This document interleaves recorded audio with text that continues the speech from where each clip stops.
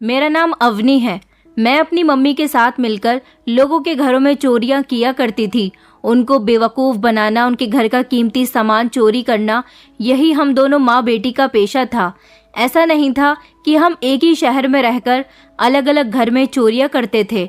हम घर बदलने के साथ साथ शहर भी बदल लिया करते थे, क्योंकि हम नहीं चाहते थे कि कोई हमें पकड़ सके। पिछले कई सालों से मैं और मेरी मम्मी ये सब कुछ करते आ रहे थे। अभी तक हम लोगों को किसी ने नहीं पकड़ा था। ऐसा नहीं था कि हम लोग शुरू से ही ऐसे थे, बस वक्त और हालात ने हमें ऐसा बना दिया था। मेरे पापा की शादी जब मेरी मम्मी से हुई थी तो मेरी मम्मी बहुत ज़्यादा सीधी और शरीफ थी, मगर पापा ने उन्हें गलत काम करने पर मजबूर कर दिया। मेरे पापा शराब पिया करते थे और सारा सारा दिन शराब के नशे में धुत पड़े रहते थे। कोई काम धंधा उनको बिल्कुल भी नहीं आता था। मेरी मम्मी ने अकेले तो जैसे तैसे उनके साथ गुजारा कर लिया था, लेकिन जब उनको पता चला कि वो माँ बनने वाली है और अब उनकी औलाद दुनिया में आने वाली है, तो मेरी मम्मी ने पापा को बहुत समझाया कि वो शराब पीना छोड़ दें, कोई काम धंधा किया करें। मगर मेरे पापा को कुछ भी समझ नहीं आया था। उन्होंने कभी मेरी माँ की परवाह नहीं की।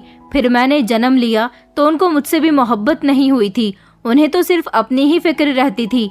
मेरे पापा एक बहुत ही मतलबी इंसान थे, जिन्होंने सारी जिंदगी मेरी माँ को बहुत तंग किया था। मैं बहुत छोटी थी जब मेरे पापा ने शराब के लिए मुझे बेचने का फैसला कर लिया था। मेरे पापा ने घर की एक एक चीज को बेच दिया था, यहाँ तक कि घर भी बेच दिया था। हम लोग किराए के घर में रहते थे। फिर जब एक दिन मेरे पापा के पास शराब पीने के लिए कुछ भी बेचने के लिए नहीं बचा, तो उन्होंने मुझे बेचने का फैसला किया। अपनी छोटी सी 7 महीने की बेटी को वो एक अमीर पेरेंट्स के हवाले करने जा रहे थे, ताकि उनको ढेर सारे पैसे मिल सकें और वो इन पैसों से शराब पी सकें। मेरे पापा जब मुझे लेकर जा रहे थे तो मेरी मम्मी को कुछ खटका सा महसूस हुआ, इसलिए वो पापा का पीछा करते हुए घर से निकल पड़ी थी कि आखिर जिस इंसान ने आज तक अपनी बेटी को कभी गोद में नहीं लिया, आज वो उससे प्यार मोहब्बत जताकर उसे घर से बाहर टहलाने के लिए क्यों लेकर जा रहा है। मेरी मम्मी जब उनके पीछे पीछे गईं तो पता चला कि पापा ने मुझे एक अमीर परिवार को बेच दिया है और वो मेरी कीमत वसूल रहे थे। तभी मम्मी ने उनकी गोद से जाकर मुझे छीन लिया और मम्मी ने इस बात पर पापा से बहुत झगड़ा किया था। उन्होंने उन लोगों को सारी सच्चाई बता दी थी कि इंसान अपनी ही बेटी को शराब के लिए बेच रहा है। ये तो अच्छा हुआ था कि जो लोग मुझे खरीद रहे थे वो अच्छे और शरीफ लोग थे। उन्होंने उल्टा मेरे पापा को पुलिस के हवाले करने का फैसला किया और मुझे मेरी मम्मी को वापस दे दिया था। पापा ने उन लोगों के हाथ पैर जोड़े थे, तब जाकर उन्होंने उन्हें माफ किया था। मगर मम्मी के दिल से पापा के लिए बिल्कुल भी इज्जत खत्म हो चुकी थी, क्योंकि पापा ने बहुत गिरी हुई हरकत की थी। अब मम्मी को पल पल डर लगा रहता था। मम्मी तो लोगों के घरों में काम कर करके हम दोनों माँ बेटी का गुजारा किया करती थी और घर का किराया देती थी। मम्मी ने फैसला कर लिया था कि वो पापा को अब अपनी कमाई में से 1 रुपया भी नहीं देंगी, क्योंकि पापा उनकी मेहनत की कमाई शराब में उड़ा दिया करते थे। मम्मी ने जब अपना हाथ खींच लिया तो पापा उनके साथ मारपीट करने लगे और उनसे जबरदस्ती पैसे मंगवाया करते थे। मम्मी के पास जितने पैसे होते थे पापा उनसे मारपीट करके ले लिया करते थे। और अब तो पापा इतने गिर चुके थे कि उन्होंने मम्मी से लोगों के घरों में काम करने के बहाने पैसे चोरी करने के लिए कहा था। मम्मी पापा की इन हरकतों से बहुत ज्यादा तंग हो गई थी।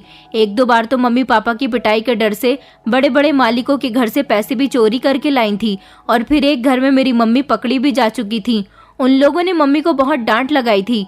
मम्मी ने उनसे बहुत माफी मांगी थी। लोगों को यही लगता था कि ये औरत चोर है, मगर कोई ये नहीं जानता था कि ये सब काम कितनी बड़ी मजबूरी में कर रही है। इसी तरह वक्त गुजरता चला गया। मेरी मम्मी ने सारी जिंदगी पापा की मार खाकर गुजार दी थी, लेकिन इतना समय गुजर चुका था कि पापा शराब पीने की वजह से बीमार रहने लगे थे। उनकी दोनों किडनी खराब हो चुकी थी। कई साल इसी तरह से गुजर गए और मैं 12 साल की हो गई थी। फिर एक दिन ऐसा हुआ कि पापा इस दुनिया को छोड़कर चले गए। जब पापा इस दुनिया से चले गए तो मम्मी को और मुझे पापा के जाने का कोई भी दुख नहीं हुआ था, क्योंकि मेरी मम्मी और मेरी जिंदगी में ढेर सारी परेशानियां सिर्फ और सिर्फ मेरे पापा की वजह से आई थी। पापा के जाने के बाद हम लोग और भी ज्यादा परेशानी भरी जिंदगी गुजारने लगे थे, क्योंकि जिस घर में हम रहते थे वो घर किराए का था। शराब के लालच में मेरे पापा अपना घर भी बेच चुके थे। मेरी मम्मी अभी भी लोगों के घरों में काम करती थी। पापा के मरने के बाद मम्मी ने लोगों के घरों में चोरी करना बंद कर दिया था, क्योंकि वो ऐसा पापा के कहने पर किया करती थी। लेकिन लोगों को यही लगता था कि मेरी मम्मी चोर है और वो उन पर भरोसा नहीं करते थे। कई जगह ऐसा हो चुका था कि लोगों ने मेरी मम्मी को काम से निकाल दिया था और मेरी मम्मी काम तलाश करते करते थक गई थी। हम लोगों को खाने के लाले पड़ गए थे, हम लोग भूखे रहने लगे थे। मकान मालिक ने भी हमारा सामान उठाकर बाहर फेंक दिया था। हम दोनों माँ बेटी लवारिसों की तरह सड़कों पर घूम रहे थे और हम दोनों की जिंदगी बहुत बुरी गुजर रही थी। जब मेरी मम्मी ने फैसला किया कि लोग मुझे चोर समझते हैं तो मैं चोर ही बनकर दिखाऊंगी, इसलिए मेरी मम्मी ने अब लोगों की जेब काटना शुरू कर दिया था। धीरे धीरे हम लोगों के पास खाने के लिए थोड़े पैसे आने लगे थे। मेरी मम्मी बहुत खूबसूरत थी और मैं भी धीरे धीरे जवान हो रही थी। जो भी मुझे देखता मेरी खूबसूरती का दीवाना हो जाता था। इसलिए मेरी मम्मी मुझे लेकर कभी लोगों के घरों में किराए पर रहती तो किराएदार बनकर लोगों को लूट लिया करती थी। हम लोग जिस घर में किराएदार बनकर रहते थे उस घर की सारी इन्फॉर्मेशन निकाल लिया करते थे और फिर रातों रात वहाँ की तिजोरियों की सफाई करके भाग जाते थे। इस तरह हम दूसरे शहर में पहुँच जाते थे और वहाँ किसी के घर में नौकरानी बनकर काम किया करते थे। वहाँ की भी सारी इन्फॉर्मेशन निकालने के बाद हम लोग वहाँ से भी पैसे चोरी करके निकल जाया करते थे। इसी तरह हम दोनों माँ बेटी ने कई अलग अलग शहर के अलग अलग घरों में चोरी की थी और अभी तक कोई भी हमें पकड़ नहीं पाया था। समय इसी तरह से गुजर गया था। हम दोनों माँ बेटी का यही काम होता था। मेरी उम्र 20 साल हो गई थी और अब हम दोनों ने अपने लिए इस नए शहर को चुना था। यहाँ पर भी हम किसी बड़ी जगह हाथ मारकर यहाँ से फरार होने वाले थे, इसलिए हमने यहाँ पर इस कॉलोनी में किराए का मकान ले लिया था और हमें यहाँ रहते हुए सबसे पहले ये देखना था कि इस कॉलोनी का सबसे अमीर घर कौन सा है। फिर उन्हीं लोगों से अपनी जान पहचान बढ़ानी थी ताकि हम घर की सारी इन्फॉर्मेशन निकाल सकें और पता लगा सकें कि किस घर में सबसे ज्यादा पैसा है, जहाँ पर हम आसानी से चोरी कर सकें। मैं बहुत खूबसूरत थी, इसलिए मेरे भी कई दीवाने थे। कई ऐसे लड़के थे जिनको मैं अपनी मोहब्बत के जाल में फंसाकर उनसे पैसे लूट चुकी थी। नए नए नंबर बदलकर मैं लड़कों से बातें किया करती थी। जब मेरा काम हो जाता था तो मैं फिर उनसे बात करना बंद कर दिया करती थी।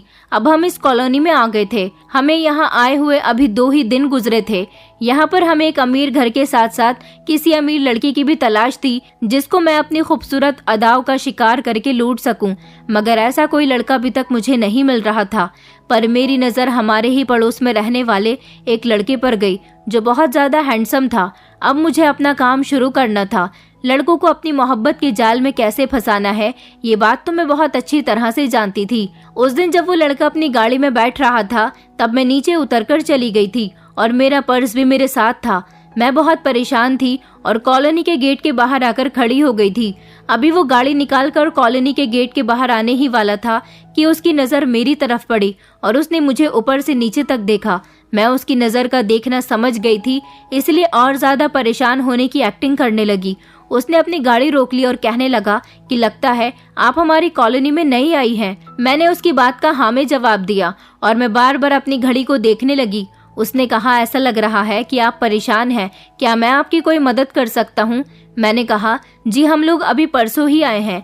मैंने उसे घर की तरफ इशारा करते हुए बताया कि हम उस घर में रहने के लिए आए हैं। दरअसल हम लोग किराएदार हैं। मुझे अपने कॉलेज जाने के लिए लेट हो रहा है। मैं यहाँ अपनी वैन का इंतजार कर रही हूँ, अभी तक मेरी वैन नहीं आई है।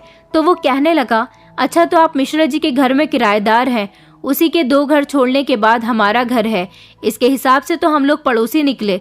ये कहकर वो मुस्कुराने लगा था और मुझसे कहने लगा कि चलिए मैं आपको आपके कॉलेज तक छोड़ देता हूँ, हो सकता है आपकी वैन को आने में देर हो, इस तरह तो आप अपने कॉलेज के लिए भी लेट हो सकती हो। पहले तो मैंने उससे कहा कि नहीं नहीं, वैन आ जाएगी तो मैं चली जाऊंगी। वो कहने लगा कि अरे कोई बात नहीं, मैं एक शरीफ लड़का हूँ और इसी कॉलोनी का रहने वाला हूँ, आप मेरी तरफ से बेफिक्र रहो, मैं आपको आपके कॉलेज तक बिल्कुल सेफली छोड़कर आऊंगा। जब उसने ज्यादा जिद की तो मैं उसकी कार में बैठ गई थी। मैंने देखा था कि वो शीशे से बार बार मुझे देख रहा था और मैं उसे इग्नोर करने की कोशिश कर रही थी ताकि उसे पहली ही मुलाकात में ये न लगे कि मैं ये सब कुछ जानबूझकर कर रही हूँ। उसने मुझसे रास्ते में बहुत सारी बातें की थी, पूछ रहा था कि तुम कौन से कॉलेज में पढ़ती हो, पहले तुम लोग कहाँ रहते थे, वगैरह वगैरह। मैंने उसे झूठ मूठ का सब कुछ अपने बारे में बता दिया था और अपना नाम उसे रश्मि बताया था। मैंने उसे कॉलेज के बारे में बताया तो उसने उसी कॉलेज के बाहर मुझे छोड़ दिया था और छोड़ने के बाद वो वहाँ से चला गया था। वो मुझसे बहुत इम्प्रेस हुआ था। मैं समझ गई थी कि मेरा असर धीरे धीरे इस पर होने लगा है। उसके बाद मैं वहाँ से रिक्शा करके अपनी एक दोस्त के घर चली गई थी, क्योंकि जिस शहर में मैं जाती थी वहाँ पर अपने दोस्त ज़रूर बना लिया करती थी ताकि उनके साथ मेरा वक्त अच्छा गुजर सके। अगले दिन फिर से मैं कॉलोनी के गेट के बाहर खड़ी हो गई थी और अगले दिन भी वही सब कुछ हुआ था जो कि हो चुका था। उस लड़के ने अपना नाम हिमेश बताया था। बस इसी तरह वो रोज़ मुझे कॉलेज के बाहर छोड़ दिया करता था और हर रोज़ हम दोनों के बीच बातचीत का सिलसिला शुरू हो गया था। हम दोनों एक दूसरे को जानने पहचानने लगे थे और फिर वही हुआ था जैसा मैंने सोचा था। आखिरकार वो मुझ पर अपना दिल हार बैठा था। मेरी खूबसूरती ने उसे मेरा दीवाना कर दिया था। हम दोनों ने एक दूसरे के मोबाइल नंबर भी शेयर कर लिए थे और अब हम दोनों की फ़ोन पर बातें होने लगी थी। मैं उससे बहुत मीठी मीठी बातें करती थी ताकि उसे अपनी मोहब्बत के जाल में अच्छी तरह से गिरफ्तार कर सकूं। मैं इस लड़के से जैसा कहती थी वो वैसा ही किया करता था। मेरी मम्मी ने पता लगाया कि इस कॉलोनी में सबसे अमीर घर कौन सा है, कौन है जिसके पास सबसे ज्यादा दौलत है और हम उसके घर में डाका डाल सकते हैं। तो पता चला था कि सबसे अमीर घर हिमेश का ही है। इसका मतलब ये था कि मेरा निशाना बिल्कुल ठीक जगह पर लगा था। मेरी मम्मी ने हिमेश के घर आना जाना बढ़ा लिया था, जबकि मैं हिमेश को पटाने में लगी हुई थी। मेरी मम्मी अच्छी अच्छी डिशेस बनाकर पड़ोसी होने के नाते हिमेश के घर में देने जाती थी और इस दौरान उसकी और मेरी मम्मी के बीच भी जान पहचान अच्छी हो गई थी। मेरी मम्मी वहां जाने के बाद उनके घर की हर चीज़ पर नज़र रखती थी। मैंने जब अपनी मम्मी को ये बात बताई कि उन्हीं के घर का बेटा है जिसे मैंने फंसा लिया है, मेरी मम्मी इस बात से बहुत खुश हुई थी। उन्होंने कहा कि ये लोग इस कॉलोनी के सबसे अमीर लोग हैं, हमें किसी भी तरह से उनके घर में घुसना होगा। इन लोगों के पास ढेर सारा पैसा है, वो सब पैसा हमें अपनी मुट्ठी में करना होगा। ऐसा करने के लिए हमें बहुत मेहनत करनी थी। इस दौरान हिमेश मुझे प्रपोज कर चुका था। उसने अपनी मोहब्बत का इजहार मुझसे कर दिया था और वो मेरे लिए पागल हुए जा रहा था। मैं उससे जैसा कहती वो वैसा कर लिया करता। कभी मुझे शॉपिंग पर लेकर जाता तो कभी मुझे ढेर सारे महंगे महंगे गिफ्ट दिया करता था। मैं उसे अपनी गरीबी की दास्तां सुनाकर उससे काफ़ी सारे पैसे बटोर लिया करती थी। मुझे लगता था कि वो भी आजकल के उन लड़कों में से है जो सिर्फ मेरे साथ कुछ वक्त गुजार कर मुझे छोड़ देगा, क्योंकि मैं उसको काफ़ी हद तक लूट चुकी थी। अब हम लोगों को उसके घर में डाका डालना था, लेकिन वो लड़का तो मेरे लिए बहुत ज़्यादा सीरियस हो रहा था। उसने कहा था कि मैं आखिर कब तक सिर्फ तुमसे फ़ोन पर बातें ही करता रहूँगा, तुम मुझे पसंद आ गई हो, मैं तुमसे बहुत प्यार करने लगा हूँ, हम दोनों को अपने रिश्ते को कायम करना चाहिए, मैं तुमसे शादी करना चाहता हूँ। जब मैंने उसकी ये बात सुनी तो मेरे होश उड़ गए थे, क्योंकि अभी तक मेरा ना जाने कितने लड़कों के साथ अफेयर रहा था और हर लड़के को लूटकर मैं उसे छोड़ दिया करती थी। मैंने किसी के साथ भी शादी नहीं की थी, मगर वो तो मुझसे शादी करने के लिए बहुत ज़्यादा सीरियस हो रहा था। मैंने मम्मी को ये बात बताई तो मेरी मम्मी कहने लगी कि हमारा काम तो इस तरह बहुत आसान हो जाएगा, तुम उस लड़के के साथ शादी कर लो और फिर तुम उस घर की बहू बन जाओगी। घर की बहू को तो घर की हर चीज़ के बारे में अच्छी तरह से पता होगा। तुम पता लगा लेना कि उन लोगों के पैसे कहाँ रखे रहते हैं, हम लोग उनके सारे पैसे और जेवर लेकर यहाँ से फरार हो जाएंगे। बस हमें तो अपने काम को अंजाम देना है। मैंने अपनी मम्मी से कहा कि नहीं मम्मी, मैं उस लड़के के साथ शादी नहीं कर सकती। आप तो जानती हो कि अभी तक हमने इस तरह तो किसी को धोखा नहीं दिया और वो लड़का मेरे लिए सीरियस है, वो मुझसे प्यार करता है। मम्मी मेरी बात सुनकर जोर जोर से हंसने लगी और कहने लगी कि जिस जमाने में मेरी शादी हुई थी तब तुम्हारे बाप को मुझसे मोहब्बत नहीं हुई। उस समय तो लोग एक दूसरे की मोहब्बत में एक दूसरे को जान भी दिया करते थे, तो फिर अब कैसे वो लड़का तुमसे सच्ची मोहब्बत कर सकता है। आजकल तो वैसे भी लोग एक दूसरे के साथ सिर्फ वक्त गुजारते हैं। मैं अपनी मम्मी की बातों में आ गई थी और इस तरह मैंने हिमेश को शादी के लिए हाँ बोल दिया था। मेरी मम्मी ने हिमेश के घर वालों से जान पहचान बढ़ा ली थी। जब उन लोगों को पता चला कि मैं उनकी बेटी हूँ तो वो लोग हिमेश के जिद करने पर मुझे अपने घर की बहू बनाने के लिए भी तैयार हो गए थे, क्योंकि उन्हें अपने बेटे के लिए किसी अमीर घर की बेटी नहीं बल्कि किसी शरीफ लड़की की तलाश थी और ऐसी ही शरीफ लड़की उन्हें मेरे अंदर नजर आती थी, जबकि मैं उनके बेटे की पसंद भी थी। इस तरह मेरा रिश्ता हिमेश के कहने पर उसके साथ तय हो गया था। मैं बहुत खुश थी क्योंकि अब इस तरह मैं हिमेश के घर में पहुंचने वाली थी। हिमेश मेरी मोहब्बत में पागल हो रहा था।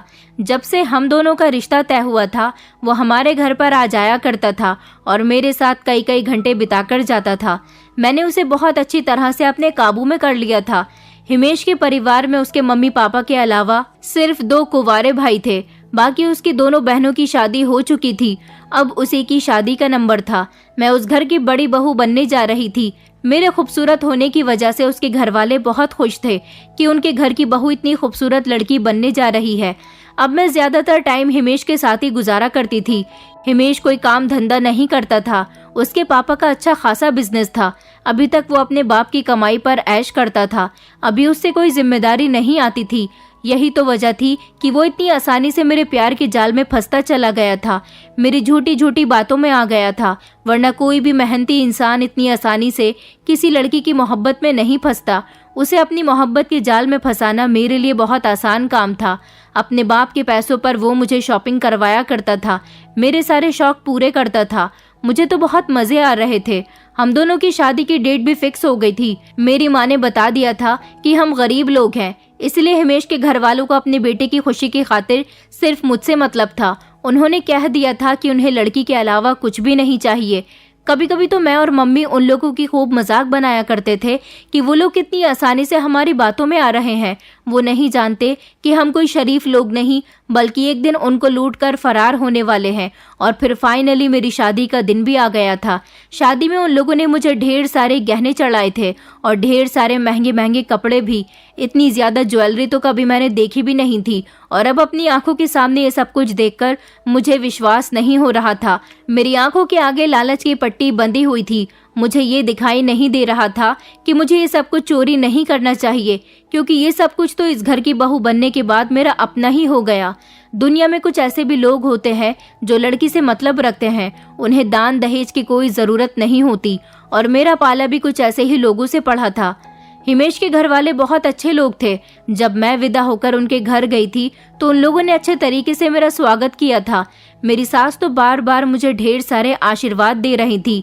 शादी के पहले ही दिन उन्होंने मुझसे कहा था कि तुम इस घर में बहू बनकर नहीं, बल्कि मेरी बेटी बनकर आई हो। इस समय उनकी आंखों में आंसू आ गए थे।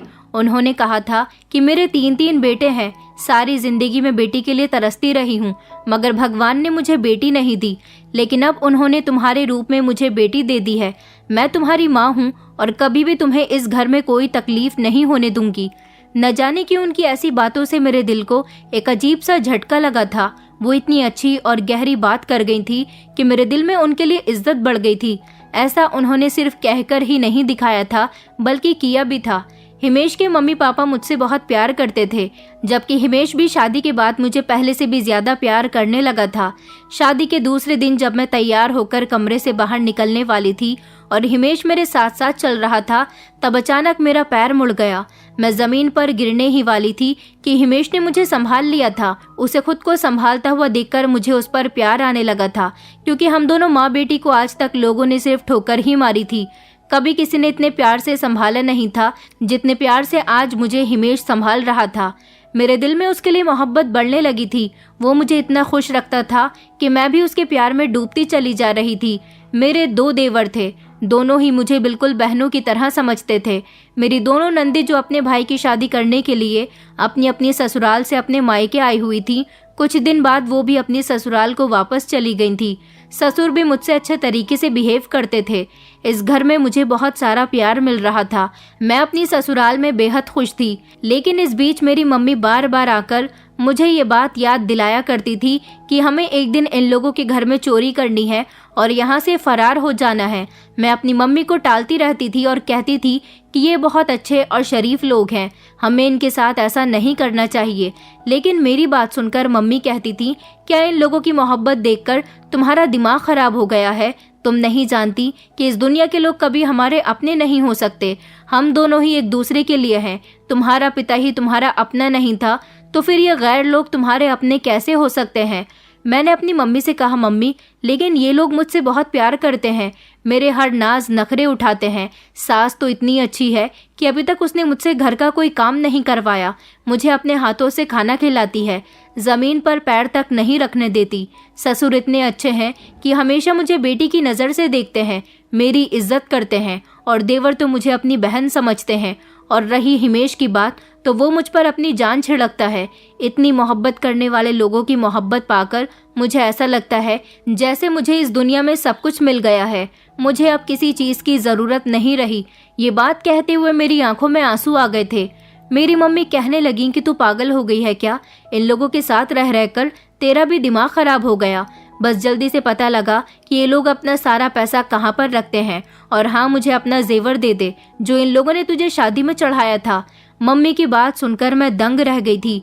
मैंने कहा, उस जेवर का आप क्या करोगी? वो जेवर तो मेरा है। मम्मी कहने लगी, तेरा? अब तो तेरा मेरा भी करने लगी है। मुझे तो शक होता है तेरे ऊपर कि तू मेरी बेटी नहीं रही।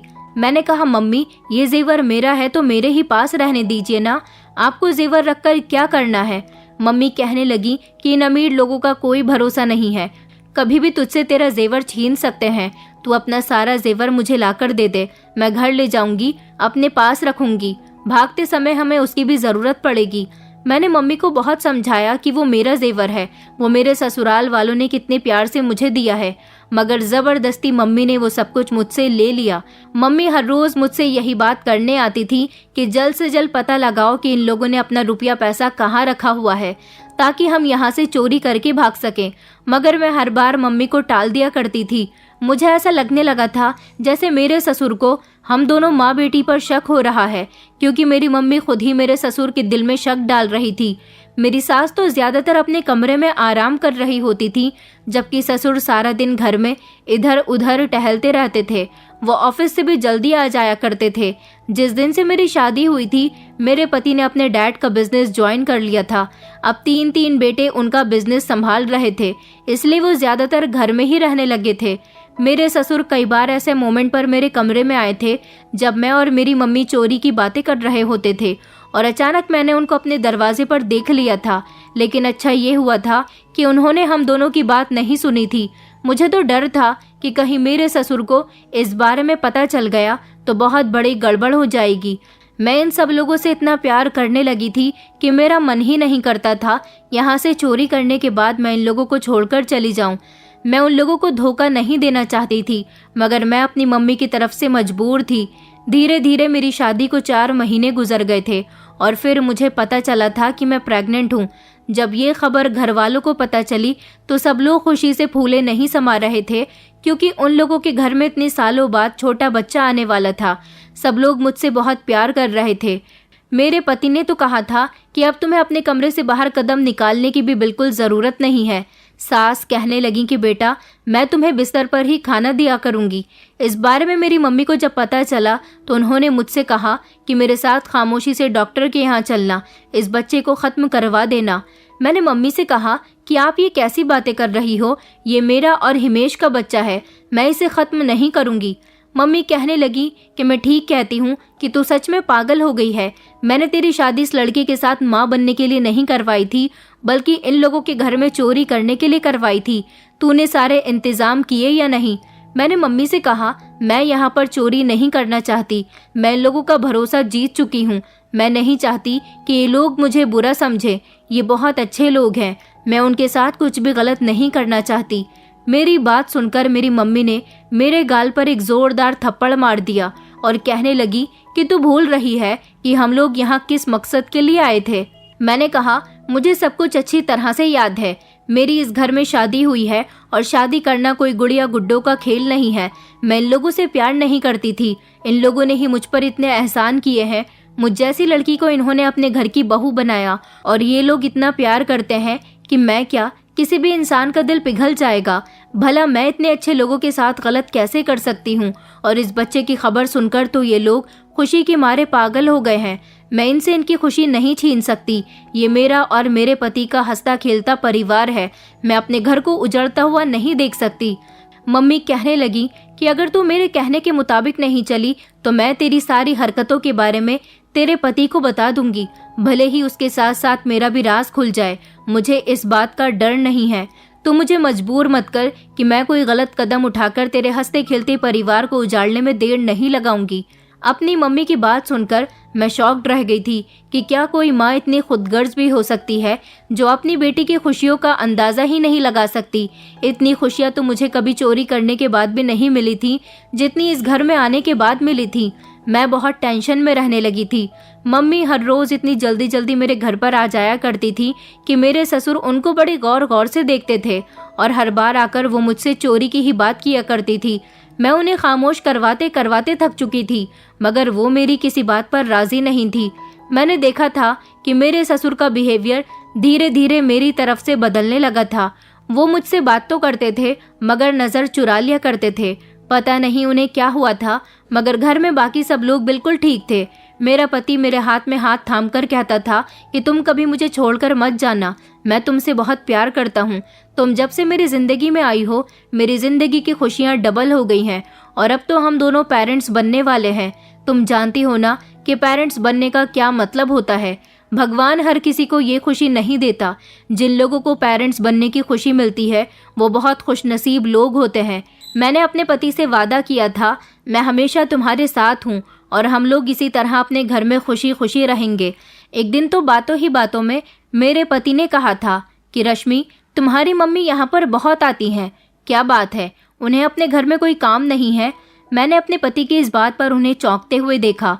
वो कहने लगी, तुम मेरी बात का बुरा मत मानना, मगर नौकर बताते हैं कि वो दिन में कई कई बार यहाँ के चक्कर लगा लेती हैं। वैसे तो वो भी मेरे लिए मेरी माँ समान है, तुम इनकी बेटी हो, उनका पूरा हक है यहाँ पर आने का, लेकिन कोई अपनी बेटी के घर इतनी जल्दी जल्दी जाए अच्छा नहीं लगता। मैंने अपने पति से कहा कि आपका क्या मतलब है? वो मेरी मम्मी है, यहाँ पड़ोस में रहती हैं और मैं उनकी इकलौती बेटी हूँ। अगर वो मुझसे मिलना चाहती हैं तो बार बार यहाँ आ सकती हैं। अगर आपको कोई एतराज़ है तो मैं अपने घर चली जाया करूँगी, उनको यहाँ आने से मना कर दूंगी। मेरा पति कहने लगा कि अरे नहीं नहीं, तुम मेरी बात को गलत समझ रही हो। अच्छा तुम गुस्सा मत करो, तुम्हें इस कंडीशन में गुस्सा नहीं करना चाहिए, तुम रिलैक्स रहो। ये कहकर मेरा पति खामोश हो गया था। मैं गहरी सोच में पड़ गई थी कि कहीं इन लोगों को मेरी मम्मी के बारे में कुछ पता तो नहीं चल गया। अभी मैं ये सब कुछ सोच ही रही थी कि अचानक मुझे अपने पैरों पर किसी की आहट महसूस हुई। मैंने जैसे ही अपने पैरों की तरफ देखा तो मेरा पति मेरी टांगे दबा रहा था। मैंने कहा कि आप ये क्या कर रहे हो हिमेश? वो कहने लगा कि तुम जिस कंडीशन से गुजर रही हो, ऐसी कंडीशन में औरत बहुत सारी तकलीफों को झेल रही होती है। मैं तुम्हारा ख्याल रख रहा हूँ। अपने पति को देखकर मेरी आंखों में खुशी के आंसू आ गए थे। मैं सोच रही थी कि मैं हिमेश को बेवकूफ़ बना रही हूँ अपने शौक पूरे करने के लिए और उसकी जेब खाली करने के लिए। मैंने उसे अपने प्यार के जाल में फंसाया था, लेकिन आज मैं उसकी मोहब्बत में इस कदर गिरफ्तार हो चुकी हूँ कि मेरा उसकी मोहब्बत से निकलना बहुत मुश्किल है। कि वो मुझसे इतना प्यार करता है मैं नहीं जानती थी। मेरी सास बार बार मेरे कमरे में आकर मुझे फ्रूट्स खिलाया करती थी, कभी नौकरानी से कहकर मेरे लिए जूस बनवाती थी। यहाँ पर मेरा बहुत ख्याल रखा जा रहा था, लेकिन मेरी मम्मी ने मेरा जीना दुश्वार कर दिया था। अब तो मम्मी ने ठान ही लिया था कि हम 2 दिन के अंदर अंदर यहाँ पर चोरी करके यहाँ से फरार हो जाएंगे। मम्मी मेरे पास आई और कहने लगी कि मुझे पता चल गया है, तुम्हारे ससुर के कमरे में तिजोरी बनी हुई है। उस तिजोरी में तुम्हारी सास के जेवर और तुम्हारे ससुर के ढेर सारे पैसे रखे हुए हैं। हमें उस तिजोरी को खाली करना है। उसके लिए तुम्हें कुछ भी करके चाबी का बंदोबस्त करना होगा। तुम्हारे पास 24 घंटे का टाइम है। अगर तुमने चाबी का इंतजाम नहीं किया तो मैं तुम्हारे पति को बता दूंगी, तुम्हारी सच्चाई के बारे में बता दूंगी। भले ही मुझे यहाँ से नुकसान उठाना पड़े, मगर तुम्हें अकल तभी आएगी। मैंने अपनी मम्मी के आगे हाथ जोड़कर कहा कि मम्मी प्लीज ऐसा मत करो, मुझे मजबूर मत करो इन लोगों को धोखा देने पर। मैं इतने अच्छे लोगों को धोखा नहीं दे सकती। मैं अपने पति से प्यार करती हूँ और उसके बच्चे की माँ बनने वाली हूँ। ऐसी कंडीशन में मैं यहाँ से नहीं भाग सकती। मम्मी कहने लगी कि तुम मेरे साथ एक बार यहाँ से निकलो तो सही, मैं इस बच्चे को भी खत्म करवा दूंगी। मैंने कहा कि मम्मी प्लीज ऐसा मत करो। मेरी मम्मी कहने लगी कि बस 24 घंटे का टाइम देकर जा रही हूँ, चाबी का बंदोबस्त कर लो। परसों रात को हमें आधी रात के समय चोरी करनी है और उसी समय हम लोग ये कॉलोनी छोड़कर चले जाएंगे। ये कहकर मेरी मम्मी चली गई थी, मगर मुझे कंफ्यूजन में डाल गई थी। मैं बहुत परेशान थी। इसी टेंशन की वजह से मैं चुप चुप सी रहने लगी थी। मुझे खाना भी अच्छा नहीं लग रहा था। मेरा पति बार बार मुझसे पूछ रहा था कि तुम्हें क्या हो गया है, क्या तुम्हारी तबीयत ठीक नहीं है? मैं तुम्हें डॉक्टर के पास लेकर चलता हूँ। अब मैं उसे क्या बताती कि मैं किस वजह से परेशान हूँ। सब लोग बच्चे के आने की इतनी खुशियाँ मना रहे थे कि घर में खूब हंसी मजाक का माहौल फैला हुआ था। मैं उन लोगों को गौर गौर से देख रही थी कि इन लोगों के हंसते मुस्कुराते हुए चेहरे 2 दिन बाद गम में बदलने वाले हैं। मम्मी के कहने के मुताबिक मैं डर गई थी और अपनी सास के कमरे में बहाने से चली गई। मुझे पता था कि मेरे ससुर तिजोरी की चाबी कहाँ पर रखते हैं। मैंने अपनी सास को बातों में लगाया और मैंने खामोशी से चाबी ले ली थी। मेरी सास को भी मुझ पर शक नहीं हुआ था। रात के समय मम्मी मुझसे चाबी लेने के लिए आई थी। उन्हें मुझ पर भरोसा नहीं हो रहा था कि कहीं मैं वो चाबी वापस अपनी सास के कमरे में रखने न चली जाऊं। मम्मी ने मुझसे चाबी लेने के बाद कहा था कि कल रात 3 बजे के टाइम पर तैयार रहना, अपना सामान पैक कर लेना, चोरी करने के फौरन बाद ही हमें यहाँ से निकल जाना है। मैंने अभी भी मम्मी से बहुत मना किया था, मेरा घर खराब मत करो, मैं सुधर चुकी हूँ। मुझे यकीन हो गया है कि चोरी करने में कुछ नहीं रखा। जब भगवान ने सारी खुशियाँ बैठे बिठाए मुझे दे दी है तो हमें चोरी करने की क्या ज़रूरत है। मेरी मम्मी कहने लगी कि तुम पागल हो गई हो, ऐसी खुशियाँ सिर्फ दिखावे की खुशियाँ होती हैं। बच्चा पैदा हो जाने के बाद ये अमीर लोग तुम्हें मुंह भी नहीं लगाएंगे। लेकिन मुझे अपनी मम्मी की सारी बातें गलत लगती थी। ये लोग मुझसे बहुत प्यार करते थे। ऐसा कैसे हो सकता था कि बच्चा पैदा हो जाने के बाद ये लोग मुझे कुछ भी नहीं समझते। मगर मम्मी ने मुझे इस कदर डरा दिया था कि मैं उनकी बातों में आ गई थी और फिर मजबूरन मुझे वो करना पड़ा जो मुझे नहीं करना चाहिए था। अगली रात मैं सब लोगों के सोने का इंतजार कर रही थी। उस रात न जाने क्यों मेरे पति को नींद नहीं आ रही थी। मैं बार बार अपने पति से कह रही थी कि आज आपको नींद नहीं आ रही, आप सो क्यों नहीं रहे हो। तो वो कहने लगा कि पता नहीं क्यों एक अजीब सी घबराहट का एहसास हो रहा है, ऐसा लगता है जैसे कुछ गलत होने वाला है। मैंने हिमेश से कहा कि नहीं, आपको गलत फहमी हो रही है। हिमेश ने मेरा हाथ थाम लिया था और वो कहने लगी कि देखो रश्मि, मैं तुम पर बहुत भरोसा करता हूँ, कभी मेरे भरोसे को टूटने मत देना। मैंने कहा कि नहीं, मैं आपका भरोसा कभी नहीं टूटने दूंगी। मैंने अपने पति को तसल्ली दिलाई और जैसे तैसे थोड़ी देर के बाद वो सो गया था। जब वो गहरी नींद में सो गया तो मैंने अपनी मम्मी को मैसेज करके बता दिया था कि सब लोग सो चुके हैं। मेरी आंखों में आंसू थे। मैंने धीमे धीमे कदमों से अलमारी खोली और उसमें से वो बैग निकाल लिया जिसमें मैंने अपने कपड़े पहले से ही पैक करके रखे हुए थे।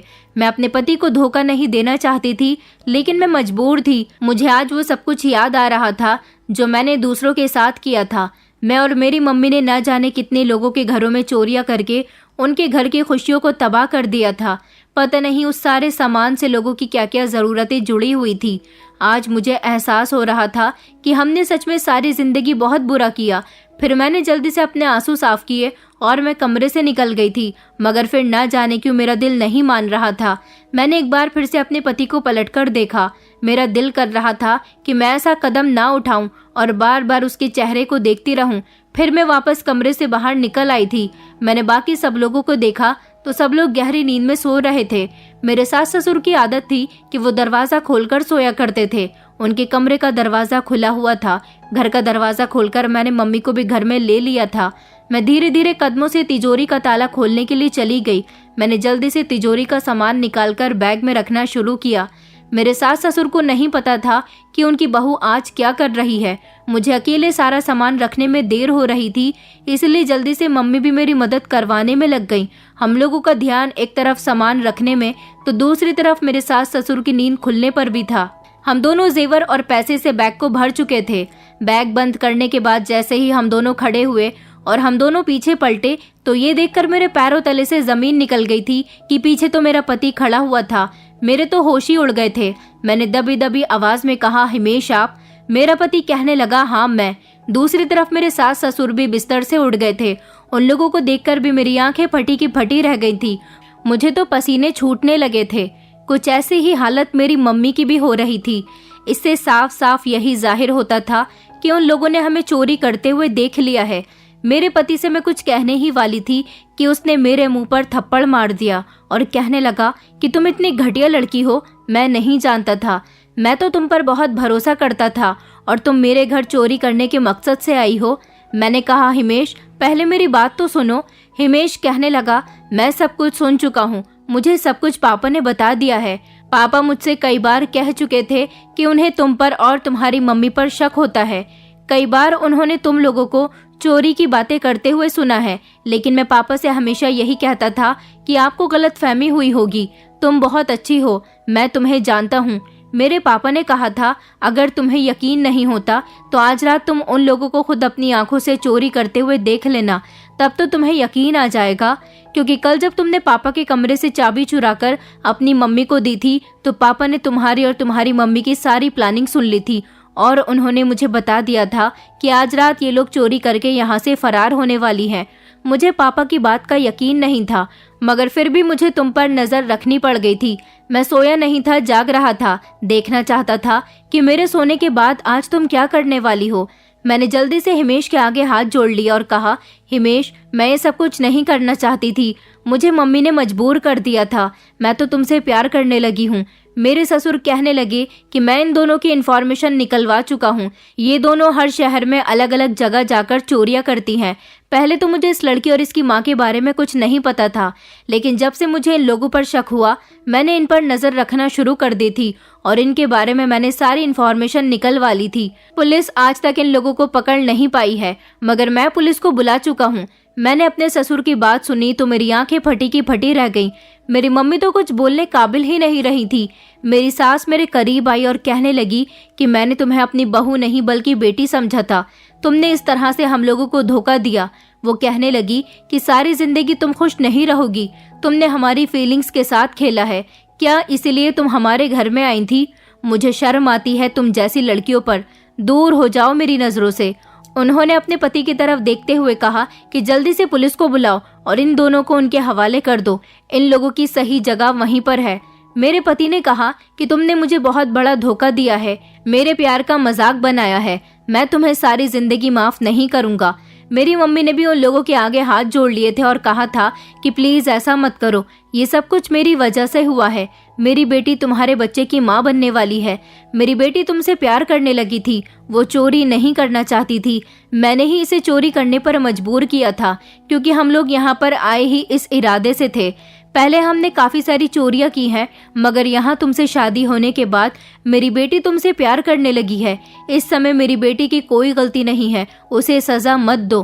तुम लोग चाहो तो मुझे अरेस्ट करवा सकते हो, मैं अपनी बेटी की खुशियां नहीं छीनना चाहती। मेरी बेटी तुम्हारे बच्चे की माँ बनने वाली है। हिमेश, प्लीज उसके साथ ऐसा मत करो। मैं एक तरफ खड़े होकर फूट फूट कर रोने लगी थी।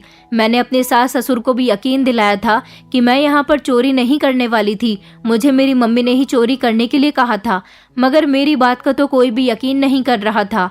मेरे पति पुलिस को फोन करने वाले थे। मेरी मम्मी उनके पैरों में गिर गई और कहने लगी कि बेटा, मैं सच कह रही हूँ, अवनी ने कुछ भी नहीं किया है। अवनी तुम लोगों को तकलीफ में नहीं देख सकती थी, वो तो मना कर रही थी चोरी करने के लिए। सारी गलती मेरी है, वो तुम्हारे साथ रहना चाहती है। मेरा पति मेरी माँ की बात सुनकर चौंक गया और कहने लगा, तो तुमने अपना नाम भी मुझे गलत बताया था, तुम्हारा नाम रश्मि नहीं बल्कि अवनी है। आखिर तुमने मुझसे कितने झूठ बोले हैं? मैंने कहा, मुझे माफ कर दो हिमेश, जितने भी झूठ बोले हैं उन सारे झूठ के लिए, मगर आगे मैं तुमसे वादा करती हूँ, इस बच्चे की कसम खाती हूँ, ऐसा कुछ नहीं होगा, प्लीज मुझे माफ कर दो। उस समय मेरे दोनों देवर भी कमरे के अंदर आ गए थे और उन लोगों को भी सारी बात पता चल गई थी।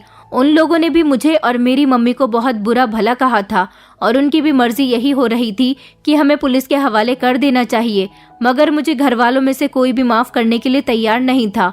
उन लोगों ने हमारी बात मानकर हमें पुलिस के हवाले तो नहीं किया था, लेकिन मेरे पति ने कहा था कि तुम मेरी जिंदगी से और इस पूरे शहर से चली जाओ, मैं तुम्हारी शक्ल भी नहीं देखना चाहता।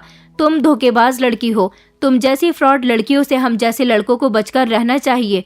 उस दिन मैंने पहली बार अपने पति की आंखों में आंसू देखे थे।